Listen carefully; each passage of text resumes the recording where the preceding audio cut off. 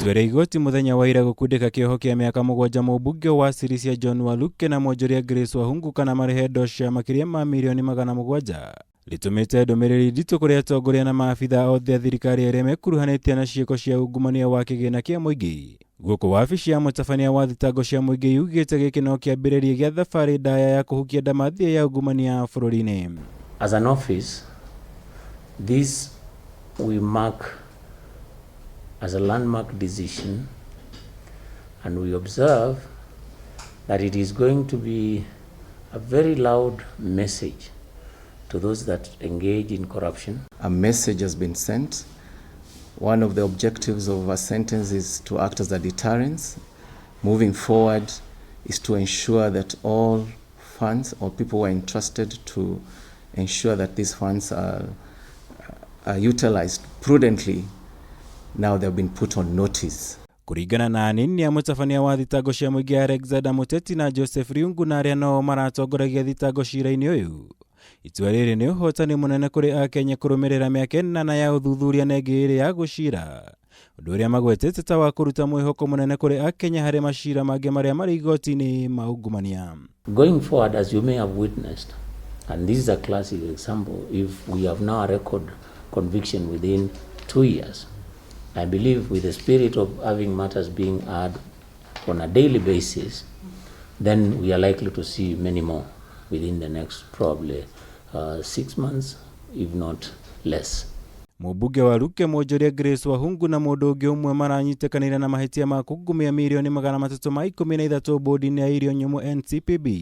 Na macũngĩrĩrio igoti rĩrakundĩka Waluke kĩoho kĩa mĩaka 7 njera-inĩ kana arĩhe ndosha milioni 727.5.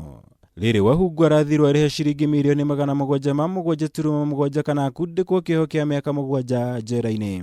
If they don't pay the fine, they have the jail term to serve, because that is a default sentence.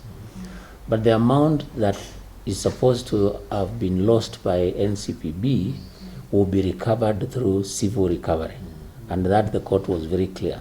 So proceedings will be filed against these people, their property is traced, and then sold for recovery of that money, so that the money goes back to NCPB. Mũrigo mũnene cira-inĩ ũyũ ona kũrĩ ũguo gwĩrĩire mũbunge John Waluke kuona arĩ hatĩka-inĩ ya gũtunywo gĩturwa gĩake ta mũbunge. Angĩkorwo nĩ ekũremwo kũrĩha ndosho na atũmĩkĩre kĩoho gĩkĩrĩte mĩeri 6 njera-inĩ.